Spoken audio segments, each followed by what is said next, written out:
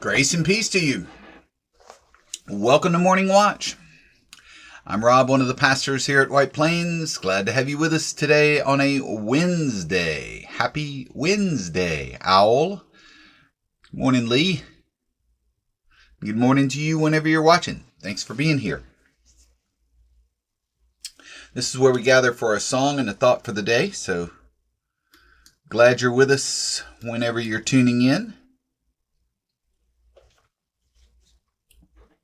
Hope you got a nice, fresh cup of coffee. I'm ready to sing a little bit and think a little bit. Morning, Vernon. All right, let's begin our time together by going to God in prayer. I watched this morning for the light that the darkness has not overcome. I watch for the fire that was in the beginning and that burns still in the brilliance of the rising sun. I watch for the glow of life that gleams in the growing earth and glistens in sea and sky. I watch for your light, O God, in the eyes of every living creature and in the ever-living flame of my own soul. If the grace of seeing were mine this day, I would glimpse you in all that lives. O Lord, grant me the grace of seeing this day. Grant me the grace of seeing. Amen and amen. Good morning, Kenna.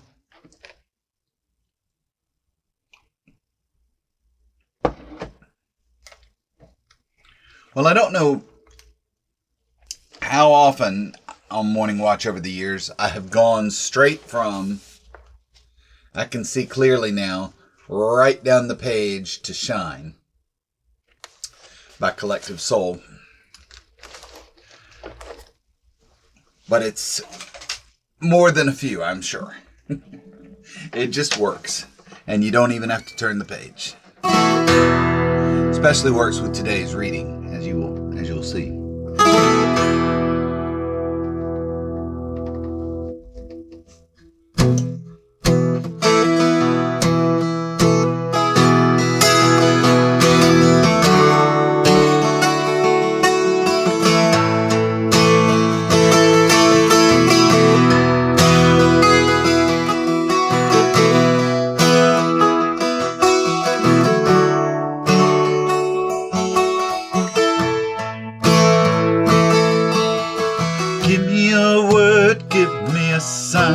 Show me where to look and tell me what will I find?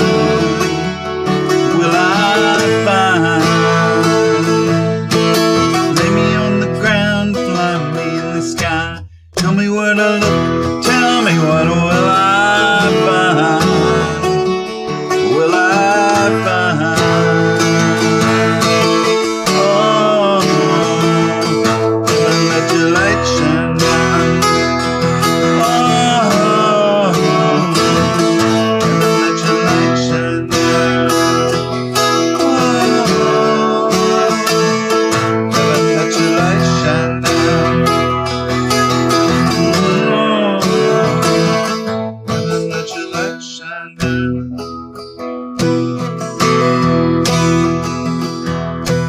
Love is in the water, love is in the air, love is in the... How about that again? Love is in the water, love is in the air. Show me where to go, tell me will love be there? Will love be there? Teach me how to speak, teach me how to share. Teach me where to go, tell me will love be there?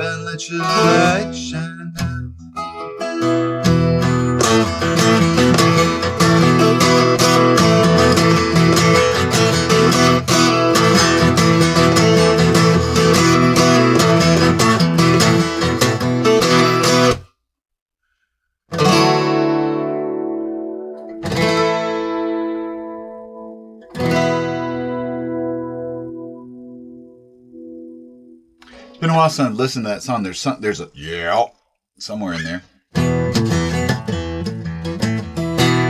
Yeah, something like that. Anyway, Ed Roland and the guys at Collective Soul. Great 90s band.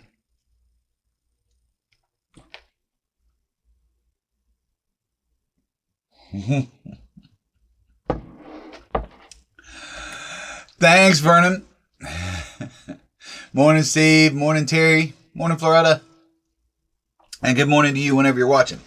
Yeah, I thought that song might work because today's reading out of our little This I Believe book is The Bright Lights of Freedom. The Bright Lights of Freedom by Harold Hongju Koh. K-O-H. Harold Hongju Koh. And he writes, I believe that freedom is contagious. My parents were born in South Korea and came here to America more than 50 years ago. They came for the education and for the freedom. They grew up under Japanese colonial rule, forbidden to speak Korean or even to use their Korean names. When their country was divided after World War II, my mother and her family were trapped in North Korea. In desperation, they hiked for days to the border to be picked up and were brought back to Seoul. But even there, they lived under dictatorship. For less than a year in the 1960s, Korea enjoyed democracy, and my father joined the diplomatic corps. But one day, tanks rolled and a coup d'etat toppled the government, leaving us to grow up in America. My father savored freedom like he savored fresh air. He loved the freedom to follow his passions, for John F. Kennedy, for Fred Astaire, for Ted Williams. Driving down the road, he would turn and exclaim, "This is a great, great country. Here we can do what we want." During the summer that President Nixon resigned, I was visiting Seoul.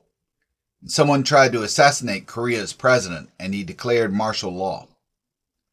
I called my father and marveled that Korea had never enjoyed a peaceful transition of government. Meanwhile, the world's most powerful government had just changed hands, without anyone firing a shot. He said, "Now you see the difference. In a democracy, if you are president, then the troops obey you. But in a dictatorship, if the troops obey you, then you are the president." And so I studied law, became a law professor and dean, and eventually a human rights official for the State Department. I traveled to scores of countries, and everywhere I went, Haiti, Indonesia, China, Sierra Leone, Kosovo, I saw in the eyes of thousands the same fire for freedom that I had first seen in my father's eyes. Once an Asian dictator told us to stop imposing our Western values on his people. He said, "We Asians do not feel the same way as Americans do about human rights." But I pointed at my own face and told him that he was wrong. As my time in government ended, I traveled to North Korea, and in the eyes of everyone, children, workers, government officials, I saw the lifeless, unfocused stares I had first read about in Orwell's 1984. I saw people whose aspirations had been crushed by a government that would not provide for their most basic needs. And as we flew out of a darkened Pyongyang, I looked down to see where my mother had crossed the border so many years ago. As we approached Seoul, suddenly the landscape glowed with millions of lights. And I realized that the only difference between the bright futures of the South and the dark futures of the North were the governments that ruled them. And that is why I believe in the bright lights of freedom. Harold Hongju Koh is the Dean of Yale Law School, where he teaches human rights and international law. From 1998 to 2001, He served as Assistant Secretary of State for Democracy, Human Rights, and Labor. Born in Boston, Coe is a lifelong Red Sox fan. Well, can't be perfect. I'm teasing. I have no opinion of the Red Sox.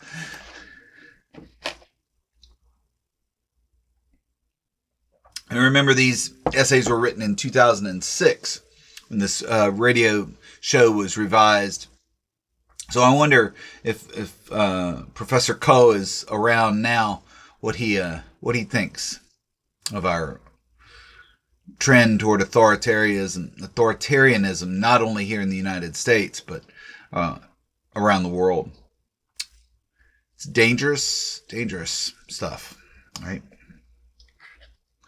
But I'm thankful that we live where we live and that we are a democracy and that we do have the right to change things, to vote our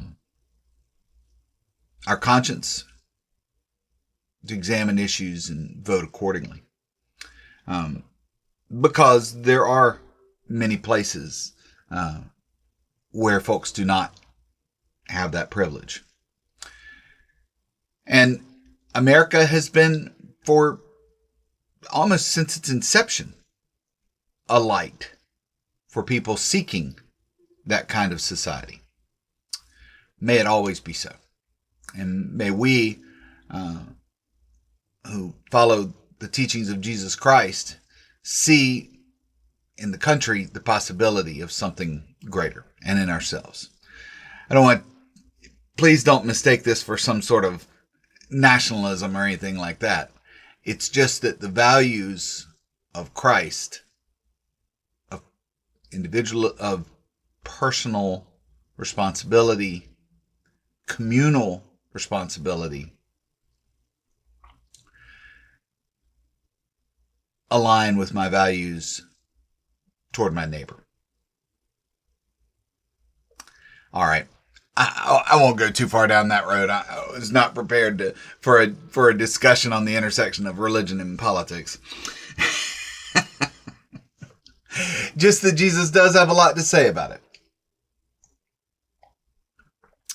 Thank you, Kenna. All right. Well, thanks for being here. Thanks for exploring these essays of what folks believe. I hope they lead you into a deeper exploration of your own beliefs. A great thing to journal about, to write about, and for us to explore together. I look forward to seeing you tomorrow for another Morning Watch. May you find peace and purpose in this day, and know that you do not walk alone on these paths, that Christ walks with you every step of the way. All right. Talk to you soon. I'll see you tomorrow. Take care.